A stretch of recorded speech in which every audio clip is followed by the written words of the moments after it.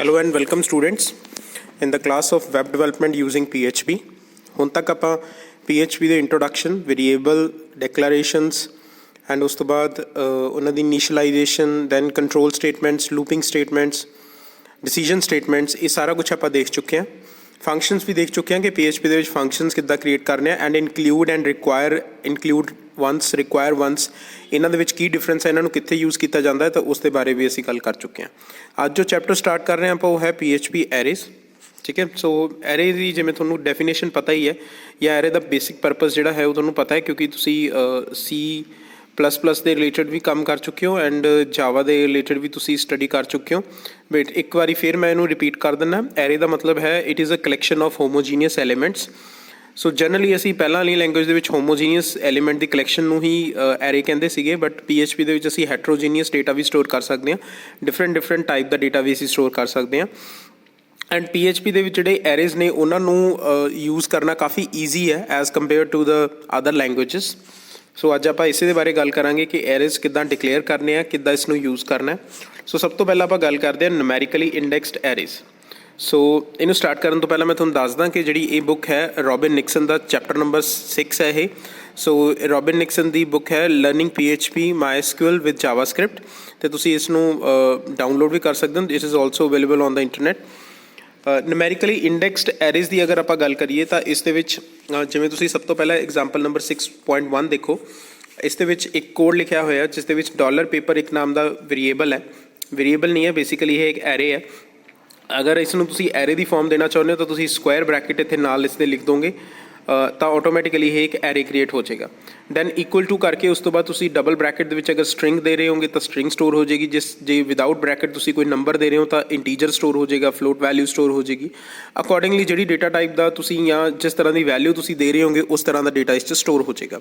ਇੱਦਾਂ ਹੀ ਕਰਦੇ ਕਰਦੇ ਤੁਸੀਂ ਚਾਰ ਕੋਈ ਐਲੀਮੈਂਟ ਆਪਾਂ ਇੱਥੇ ਸਟੋਰ ਕੀਤੇ ਨੇ, ਕਾਪੀਅਰ, ਇੰਕਜੈਟ, ਲੇਜ਼ਰ ਐਂਡ ਫੋਟੋ। ਸੋ ਇੱਥੇ ਦੇਖੋਗੇ ਤੁਸੀਂ ਕਿ ਬਸ ਸਿਰਫ ਤੁਸੀਂ ਐਰੇ ਨੂੰ ਰਿਪੀਟ ਕਰਨਾ ਹੈ, ਠੀਕ ਹੈ, ਤਾਂ ਆਟੋਮੈਟਿਕਲੀ ਉਸ ਦੇ ਵਿੱਚ ਵੈਲਿਊਜ਼ ਐਂਟਰ ਹੋ ਜਾਣਗੀਆਂ। ਉਸ ਤੋਂ ਬਾਅਦ ਇੱਕ ਫੰਕਸ਼ਨ ਆਉਂਦਾ ਜੀ print_r ਵਿਚ is a function that is used to display the value of array. ਤਾਂ ਐਰੇ ਦੇ ਵੀ ਸਿਰਫ ਇਸ 'ਤੇ ਤੁਸੀਂ ਨਾਮ ਪਾਸ ਕਰਨਾ ਹੈ, $paper ਜਿਵੇਂ ਆਪਣਾ ਨਾਮ ਹੈ ਐਰੇ ਦਾ ਉਹ ਆਪਾਂ ਪਾਸ ਕਰਨਾ ਇਸ ਦੇ ਵਿੱਚ। ਅਤੇ ਤੁਹਾਨੂੰ ਦੇਖੋਗੇ ਤੁਸੀਂ ਨੀਚੇ ਤੁਹਾਨੂੰ ਇੱਦਾਂ ਦੀ ਆਊਟਪੁੱਟ ਸ਼ੋ ਹੋਏਗੀ ਦੈਟ ਇਜ਼ ਐਰੇ। ਐਂਡ ਉਸ ਤੋਂ ਬਾਅਦ 0th element is copier, first element is inkjet, second is laser and the third one is photo. ਠੀਕ ਹੈ, ਸੋ ਇਹ ਆਪਣੇ ਕੋਲ ਬੇਸਿਕ ਜੋ ਐਰੇ ਦੀ ਆਪਾਂ ਕਹਿ ਲਈਏ ਐਗਜ਼ਾਮਪਲ ਹੈ ਇਨ PHP। ਉਸ ਤੋਂ ਬਾਅਦ ਅਗਰ ਤੁਸੀਂ ਐਕਸਪਲਿਸਿਟਲੀ ਨੰਬਰ ਦੇਣਾ ਚਾਹੁੰਦੇ ਹੋ, ਮੰਨ ਲਓ ਤੁਸੀਂ ਦੇਣਾ ਚਾਹੁੰਦੇ ਹੋ ਕਿ 0 ਨੰਬਰ 'ਤੇ 0 ਪੋਜੀਸ਼ਨ 'ਤੇ ਆਹ ਵਾਲਾ ਐਲੀਮੈਂਟ ਹੋਵੇ, 1 'ਤੇ ਇਹ ਵਾਲਾ ਐਲੀਮੈਂਟ ਹੋਵੇ, ਤਾਂ ਤੁਸੀਂ ਕੁਛ ਨਹੀਂ ਕਰਨਾ। ਐਗਜ਼ਾਮਪਲ ਨੰਬਰ 6.1 ਦੇ ਵਿੱਚ ਜਿੱਥੇ ਖਾਲੀ ਸਕੁਆਇਰ ਬ੍ਰੈਕਟ ਸੀ ਉਹਨਾਂ ਖਾਲੀ ਸਕੁਆਇਰ ਬ੍ਰੈਕਟਸ ਦੇ ਵਿੱਚ ਤੁਸੀਂ ਪੋਜੀਸ਼ਨ ਦੇ ਦਿਓ 0, 1, 2 ਐਂਡ 3, ਤਾਂ ਉੱਦਾਂ ਹੀ ਅਕੋਰਡਿੰਗਲੀ ਤੁਹਾਡੇ ਕੋਲ ਸੇਵ ਹੋ ਜਾਣਗੇ। ਅਗਰ ਇਹ ਪੋਜੀਸ਼ਨ ਤੁਸੀਂ ਰਿਵਰਸ ਵੀ ਕਰਦੇ ਹੋ ਜਾਂ ਸ਼ਫਲ ਵੀ ਕਰਦੇ ਹੋਗੇ ਤਾਂ ਕੋਈ ਦਿੱਕਤ ਨਹੀਂ ਹੈ। ਬਸ ਇੰਨਾ ਯਾਦ ਰੱਖਿਓ ਕਿ ਅਗਰ ਇੱਕ ਹੀ ਪੋਜੀਸ਼ਨ ਦੇ ਉੱਪਰ ਤੁਸੀਂ 2 ਵੈਲਿਊ ਇਨੀਸ਼ੀਅਲਾਈਜ਼ ਕਰ ਰਹੇ ਹੋਗੇ ਤਾਂ ਜਿਹੜੀ ਬਾਅਦ ਵਾਲੀ ਵੈਲਿਊ ਹੋਏਗੀ ਉਹ ਪਹਿਲਾਂ ਵਾਲੀ ਵੈਲਿਊ ਨੂੰ ਰਿਪਲੇਸ ਕਰ ਦੇਗੀ। ਸੋ ਇਸ ਚੀਜ਼ ਦਾ ਧਿਆਨ ਰੱਖਣਾ। ਸੇਮ ਵਾਈਜ਼ ਇਸ ਨੂੰ ਪ੍ਰਿੰਟ ਤੁਸੀਂ ਕਰ ਸਕਦੇ ਹੋ with the help of print_r function.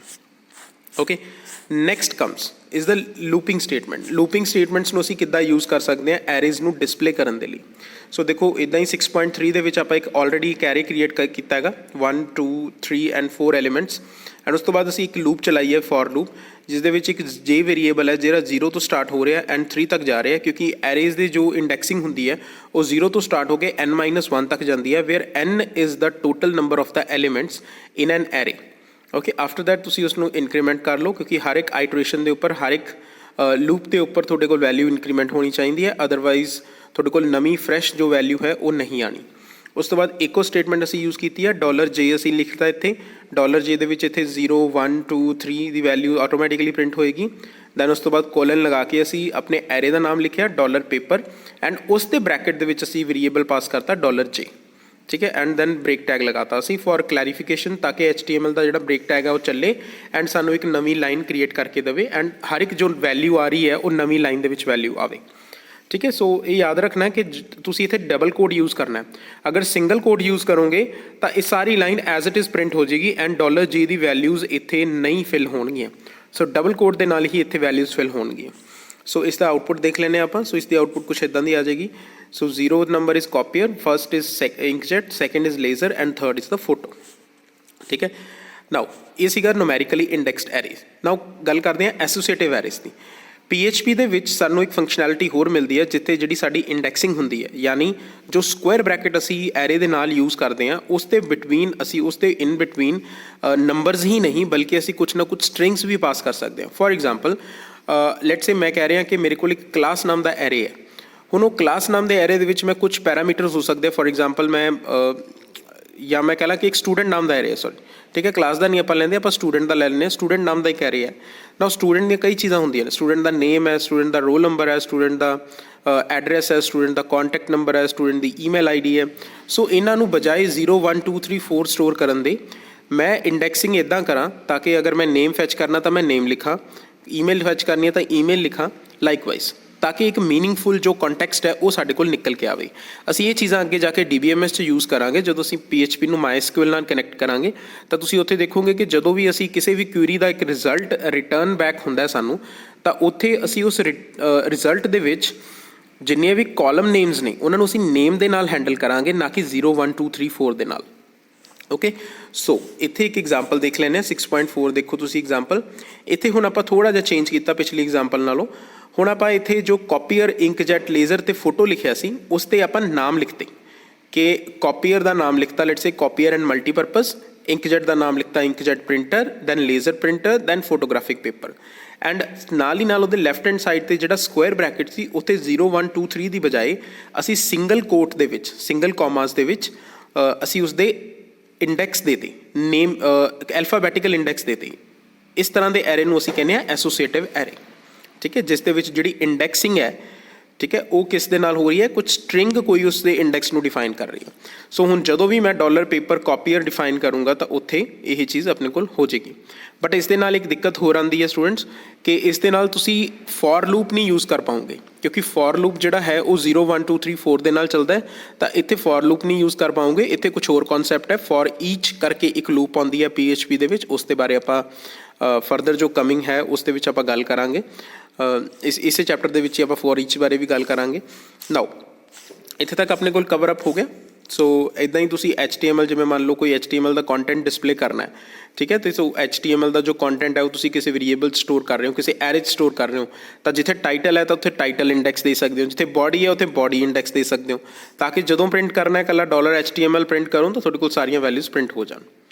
Okay, now the next comes is the assignment using the array keyword. ਠੀਕ ਹੈ, ਅਗਰ ਤੁਸੀਂ ਐਰੇ ਕੀਵਰਡ ਲਿਖ ਰਹੇ ਹੋ ਤਾਂ ਉਸ ਦੇ ਨਾਲ ਤੁਸੀਂ ਅਸਾਈਨਮੈਂਟ ਕਿੱਦਾਂ ਕਰ ਸਕਦੇ ਹੋ, ਉਸ ਦੇ ਨਾਲ ਤੁਸੀਂ ਵੈਲਿਊਜ਼ ਕਿੱਦਾਂ ਅਸਾਈਨ ਕਰ ਸਕਦੇ ਹੋ। ਉਸ ਦੇ ਲਈ ਆਪਣੇ ਕੋਲ ਹੈ ਜੀ, ਤੁਸੀਂ 6.5 ਨੰਬਰ ਐਗਜ਼ਾਮਪਲ ਇੱਥੇ ਦੇਖ ਸਕਦੇ ਹੋ। $P1 ਇੱਕ ਐਰੇ ਹੈ, ਬਟ ਫਿਲਹਾਲ ਐਰੇ ਨਹੀਂ ਹੈ ਕਿਉਂਕਿ ਇਸ ਦੇ ਵਿੱਚ ਐਰੇ ਨੇ ਸਾਰਾ ਐਲੀਮੈਂਟ ਸਟੋਰ ਕਰਨਾ ਹੈ। ਠੀਕ ਹੈ, ਸੋ $P1 ਇੱਕ ਸਿੰਪਲ ਆਪਾਂ ਕਹਿ ਲਈਏ ਕਿ ਇੱਕ ਵੇਰੀਏਬਲ ਕ੍ਰੀਏਟ ਕਰ ਲਿਆ। Now equal to array, so this is the array function. ਇਹ ਐਰੇ ਫੰਕਸ਼ਨ ਹੈ ਜਿਸ ਦੇ ਬਾਰੇ ਆਪਾਂ ਗੱਲ ਕਰਾਂਗੇ ਹੁਣ। ਇਸੇ ਨੂੰ ਐਰੇ ਕੀਵਰਡ, ਆਪਾਂ ਜਿੱਥੇ ਤੁਹਾਨੂੰ ਕੁਐਸਚਨ ਆ ਜਾਂਦਾ ਹੈਗਾ ਕਿ ਐਰੇ ਕੀਵਰਡ ਦਾ ਐਕਸਪਲੇਨ ਕਰੋ ਕਿ ਕੀ ਰੋਲ ਹੈ, ਕੀ ਪਰਪਸ ਹੈ, ਤਾਂ ਉੱਥੇ ਤੁਸੀਂ ਇਸ ਐਗਜ਼ਾਮਪਲ ਨੂੰ ਇਨਕਲੂਡ ਕਰ ਸਕਦੇ ਹੋ। ਐਰੇ ਜਿਹੜਾ ਫੰਕਸ਼ਨ ਹੈ ਆਪਣੇ ਕੋਲ, ਸੋ ਐਰੇ ਜਿਹੜਾ ਜੋ ਸਕੁਆਇਰ ਬ੍ਰੈਕਟਸ ਨੇ ਇਸ ਦੇ, ਸੌਰੀ ਜੋ ਰਾਊਂਡ ਪੈਰੇਂਥੇਸਿਸ ਨੇ, ਇਹਨਾਂ ਰਾਊਂਡ ਪੈਰੇਂਥੇਸਿਸ ਦੇ ਵਿੱਚ ਤੁਸੀਂ ਸਿੰਗਲ ਕੋਟਸ ਦੇ ਵਿੱਚ ਅਗਰ ਸਟ੍ਰਿੰਗ ਐਂਟਰ ਕਰਨਾ ਚਾਹੁੰਦੇ ਹੋ ਤਾਂ ਉਹਨਾਂ ਨੂੰ ਤੁਸੀਂ ਡਬਲ ਕੋਟਸ ਦੇ ਵਿੱਚ ਐਂਟਰ ਕਰ ਸਕਦੇ ਹੋ। ਕੌਮਾ ਨਾਲ ਸੈਪਰੇਟ ਕਰੋ ਤਾਂ ਕਿ ਤੁਹਾਡੇ ਕੋਲ ਜਿੰਨੇ ਐਲੀਮੈਂਟਸ ਤੁਸੀਂ ਐਡ ਕਰਨਾ ਚਾਹੁੰਦੇ ਹੋ ਐਡ ਹੋ ਜਾਣ। ਜੇ ਤੁਸੀਂ ਇੰਟੀਜਰ ਡੈਸੀਮਲ ਐਡ ਕਰਨਾ ਤਾਂ ਉਹਨਾਂ ਨੂੰ ਡਬਲ ਕੋਟ 'ਚ ਕਰਨ ਦੀ ਜ਼ਰੂਰਤ ਨਹੀਂ ਹੈ। ਉਸ ਤੋਂ ਬਾਅਦ ਜਿਹੜਾ ਵੀ ਤੁਹਾਨੂੰ ਐਲੀਮੈਂਟ ਪ੍ਰਿੰਟ ਕਰਾਉਣਾ, ਸੋ ਇੰਡੈਕਸਿੰਗ ਹਮੇਸ਼ਾ ਸਟਾਰਟ ਹੁੰਦੀ ਹੈ 0 1 2 3 ਤੋਂ। So 0 is copier, first is inkjet, second is laser, third is the photo. ਅਗਰ ਤੁਸੀਂ ਕੋਈ ਵੀ ਇੰਡੈਕਸਿੰਗ ਸਪੈਸੀਫਾਈ ਨਹੀਂ ਕਰਦੇ, ਐਸੋਸੀਏਟਿਵ ਐਰੇ ਇਸ ਨੂੰ ਨਹੀਂ ਬਣਾਉਂਦੇ, ਤਾਂ ਬਾਈ ਡਿਫਾਲਟ ਇਹ ਨੂਮੈਰੀਕਲੀ ਇੰਡੈਕਸਡ ਐਰੇ ਹੋ ਜਾਂਦਾ। ਓਕੇ, ਸੋ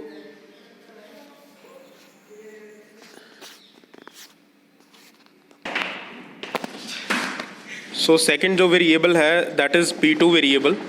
ਨਾਓ ਇਸ P2 ਵੇਰੀਏਬਲ ਦੇ ਵਿੱਚ ਆਪਾਂ ਐਰੇ ਕੀਵਰਡ ਅਗੇਨ ਸਟੋਰ ਕੀਤਾ, ਬਟ ਇਸ ਕੇਸ ਦੇ ਵਿੱਚ ਇਹ ਇੱਕ ਐਸੋਸੀਏਟਿਵ ਐਰੇ ਹੈ ਕਿਉਂਕਿ ਜਿਹੜੀ ਇੰਡੈਕਸਿੰਗ ਕਰ ਰਹੇ ਹਾਂ ਉਹ ਐਲਫਾਬੈਟੀਕਲ ਨੇਮਸ ਦੇ ਨਾਲ ਕਰ ਰਹੇ ਹਾਂ। ਸੋ ਦੇਖੋਗੇ ਇੱਥੇ ਕਿ ਸਿੰਗਲ ਕੋਡ ਦੇ ਵਿੱਚ ਆਪਾਂ ਐਲਫਾਬੈਟੀਕਲ ਨੇਮ ਸਟੋਰ ਕੀਤਾ ਫॉर ਐਗਜ਼ਾਮਪਲ ਕਾਪੀਅਰ ਐਂਡ ਉਸ ਤੋਂ ਬਾਅਦ equal to the symbol then greater than the symbol, ਇਹ ਇੱਕ ਐਰੋ ਦੀ ਸ਼ੇਪ ਦੇ ਵਿੱਚ ਬਣ ਗਿਆ ਤੇ ਉਸ ਤੋਂ ਬਾਅਦ ਡਬਲ ਕੋਟਸ ਦੇ ਵਿੱਚ ਅਸੀਂ ਉਸ ਦੀ ਵੈਲਿਊ ਸਟੋਰ ਕੀਤੀ ਹੈ। ਸੋ ਇਹ ਉਦੋਂ ਜ਼ਰੂਰਤ ਪੈਂਦੀ ਹੈ ਜਦੋਂ ਅਸੀਂ ਇਸ ਨੂੰ ਇੱਕ ਐਸੋਸੀਏਟਿਵ ਐਰੇ ਬਣਾਉਣਾਗਾ। ਜਦੋਂ ਇੰਡੈਕਸਡ ਨੂਮੈਰੀਕਲੀ ਇੰਡੈਕਸਡ ਐਰੇ ਬਣਾਉਣਾਗਾ ਤਾਂ ਉਸ ਦੇ ਵਿੱਚ ਸਾਨੂੰ ਇਹ ਚੀਜ਼ ਲਿਖਣ ਦੀ ਜ਼ਰੂਰਤ ਨਹੀਂ ਪੈਂਦੀ। ਉਸ ਦੇ ਵਿੱਚ ਡਬਲ ਕੋਟ ਦੇ ਵਿੱਚ ਜਿਹੜੀ ਵੀ ਵੈਲਿਊ ਲਿਖੋਗੇ ਆਟੋਮੈਟਿਕਲੀ ਉਸੇ ਸੀਕੁਐਂਸ ਦੇ ਵਿੱਚ ਉਸੇ ਪੋਜੀਸ਼ਨ ਦੇ ਵਿੱਚ ਆ ਜਾਏਗੀ ਐਂਡ ਉਸ ਤੋਂ ਬਾਅਦ ਤੁਸੀਂ ਇਸ ਨੂੰ ਪ੍ਰਿੰਟ ਕਰ ਸਕਦੇ ਹੋ with the help of echo p2 element ਜਿਹੜੀ ਆਪਾਂ ਸਟੇਟਮੈਂਟ ਲਿਖ ਰਹੇ ਹਾਂਗੇ ਇੱਥੇ ਐਂਡ ਡਾਟ ਕਨਕੈਟੀਨੇਸ਼ਨ ਆਪਰੇਟਰ ਲਗਾ ਕੇ ਡਾਲਰ p2 ਵੇਰੀਏਬਲ ਲਗਾ ਕੇ ਐਂਡ ਉਸ ਦੇ ਸਕੁਆਇਰ ਬ੍ਰੈਕਟ ਦੇ ਵਿੱਚ ਜਿਹੜਾ ਵੀ ਇੰਡੈਕਸ ਹੈ ਐਸੋਸੀਏਟਿਵ ਐਰੇ ਦਾ ਜਿਹੜਾ ਇੰਡੈਕਸ ਹੈ ਐਲਫਾਬੈਟੀਕਲ ਉਹ ਇੰਡੈਕਸ ਸਿੰਗਲ ਕੋਡ ਦੇ ਵਿੱਚ ਤੁਸੀਂ ਇਸ ਨੂੰ ਪਾਸ ਕਰ ਦਿਓ ਦੈਨ ਡਾਟ ਦੈਨ ਉਸ ਤੋਂ ਬਾਅਦ ਬ੍ਰੇਕ ਟੈਗ। ਸੋ ਇਸ ਦੇ ਨਾਲ ਤੁਸੀਂ ਕੀ ਕਰ ਸਕਦੇ ਹੋ, ਇਹ ਚੀਜ਼ ਇੰਪਲੀਮੈਂਟ ਕਰ ਸਕਦੇ ਹੋ using the array keyword. Okay, so ਇਸ ਤੋਂ ਬਾਅਦ ਨੈਕਸਟ ਆਪਾਂ ਡਿਸਕਸ ਕਰਾਂਗੇ ਫॉर ਈਚ ਲੂਪ।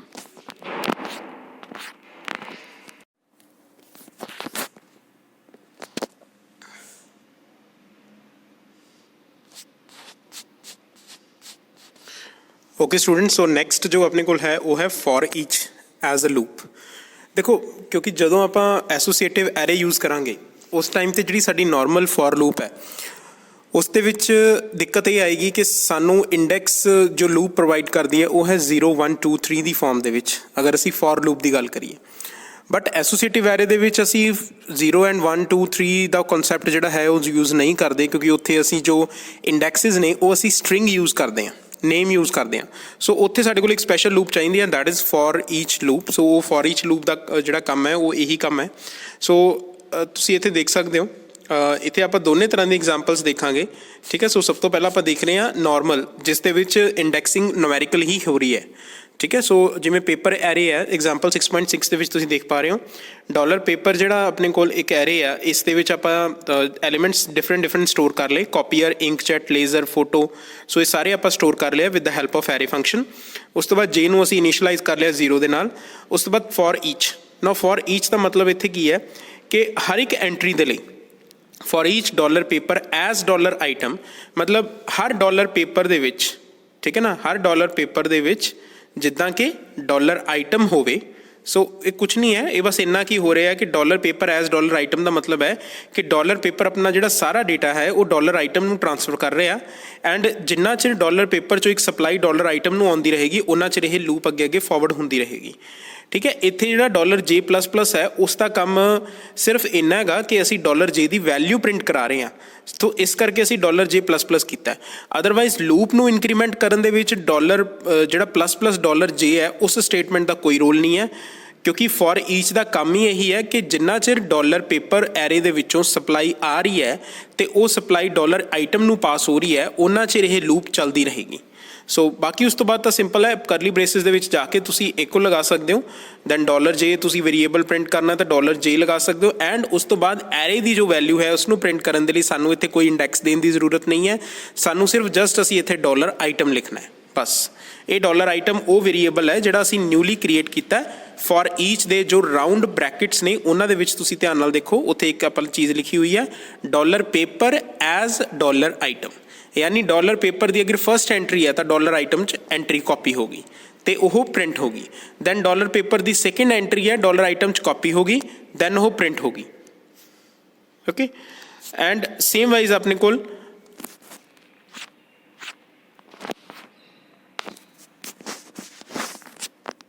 सो बाकी केसिस भी इदा ही चलणगे जो तक जिन्ना डेटा आता रहेगा उन्ना डेटा आइटम च कॉपी होंदा रहेगा एंड उही डेटा साडे कोल प्रिंट होंदा रहेगा।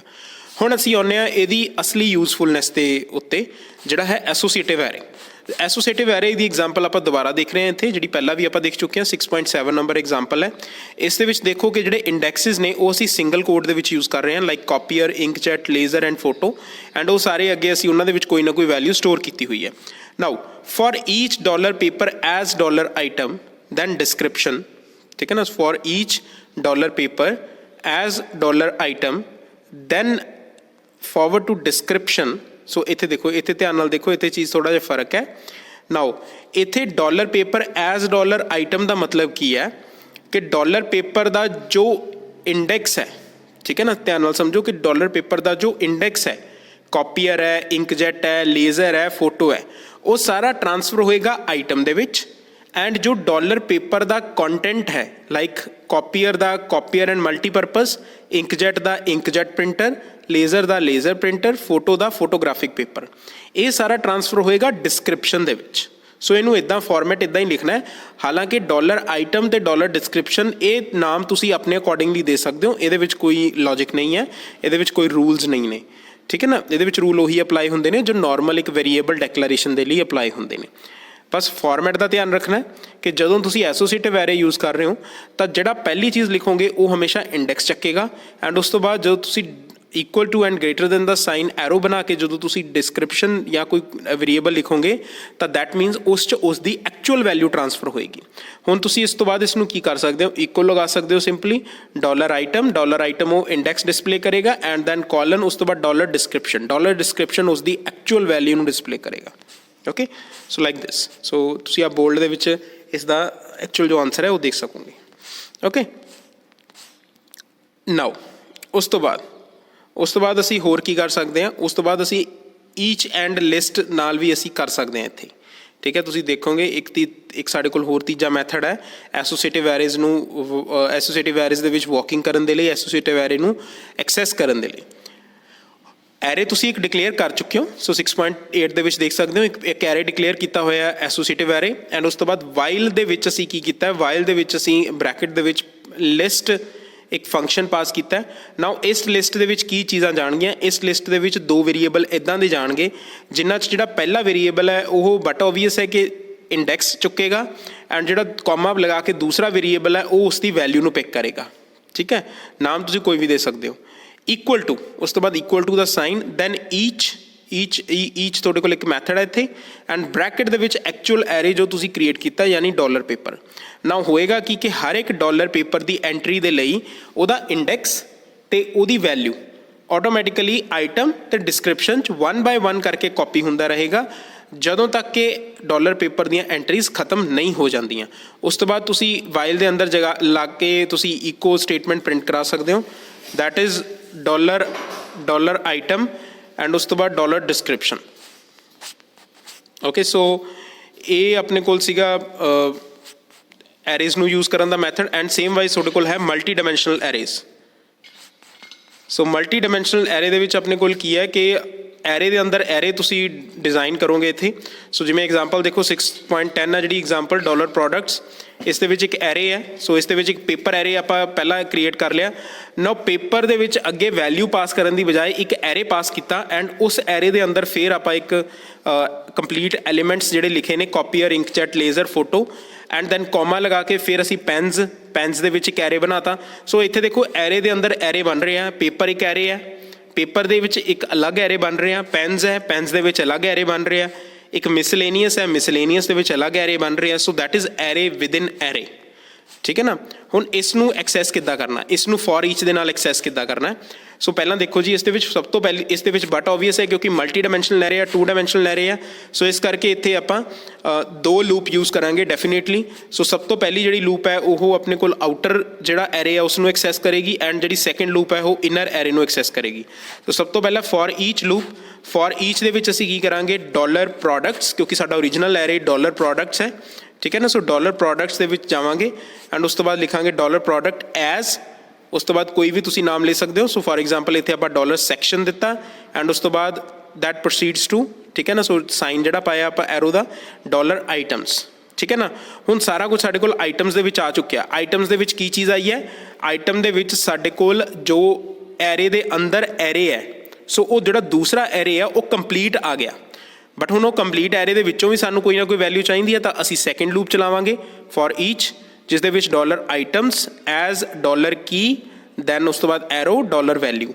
हुण इत्थे की होएगा डॉलर आइटम्स है जिहड़ा वो अपना एरे दे अंदर जिहड़ा एरे सी वो जिहड़ा सैकेंड एरे सीगा वो सारा एरे इत्थे कॉपी हो चुक्या आइटम्स च, एंड उसका जो इंडेक्स है वो कित्थे कॉपी होएगा की दे विच, एंड फाइनली जो वैल्यू है उस दे अंदर वो कित्थे कॉपी होएगी वैल्यू दे विच, ठीक है।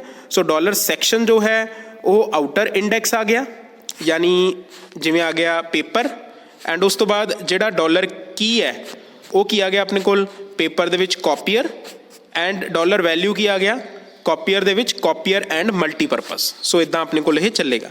ਸੋ ਤੁਸੀਂ ਇਸ ਨੂੰ ਦੇਖ ਸਕਦੇ ਹੋ, ਇਸ ਦੀ ਆਊਟਪੁੱਟ। ਸੋ ਪੇਪਰ ਪਹਿਲਾਂ ਪ੍ਰਿੰਟ ਹੋਇਆ, ਦੈਨ ਕਾਪੀਅਰ ਉਹਦੀ ਵੈਲਿਊ, ਤੇ ਫਿਰ ਪੇਪਰ ਫਿਰ ਪ੍ਰਿੰਟ ਹੋਇਆ, ਫਿਰ ਇੰਕਜੈਟ, ਪੇਪਰ ਦੇ ਵਿੱਚ ਲੇਜ਼ਰ ਫਿਰ ਪ੍ਰਿੰਟ ਹੋ ਗਿਆ, ਫਿਰ ਪੇਪਰ ਦੇ ਵਿੱਚ ਫੋਟੋ ਪ੍ਰਿੰਟ ਹੋ ਗਿਆ। ਇੱਦਾਂ ਹੀ ਪੈਨਸ ਦੇ ਵਿੱਚ, ਇੱਦਾਂ ਹੀ ਮਿਸਲੇਨੀਅਸ ਦੇ ਵਿੱਚ। ਠੀਕ ਹੈ, ਸੋ ਯਾਦ ਰੱਖਣਾ ਹੈ 2 ਲੂਪਸ ਚੱਲਣਗੀਆਂ ਫॉर ਈਚ ਦੀਆਂ।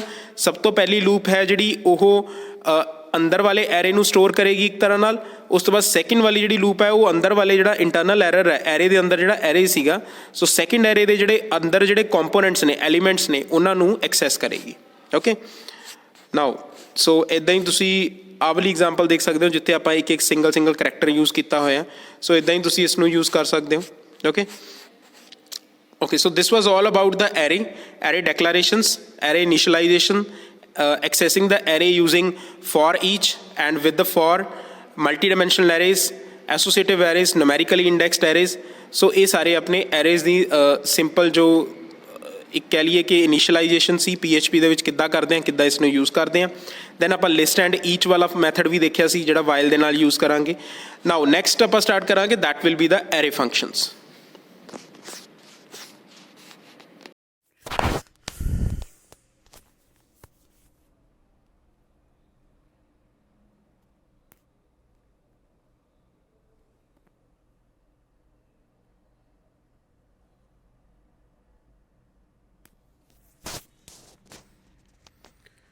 ਓਕੇ ਸਟੂਡੈਂਟ, ਸੋ ਨੈਕਸਟ ਆਪਣੇ ਕੋਲ ਜੋ ਹੈ that is array function. So arrays ਦੇ ਵਿੱਚ ਅਸੀਂ ਫੰਕਸ਼ਨਸ ਲਗਾ ਸਕਦੇ ਹਾਂ ਕਾਫੀ ਸਾਰੇ।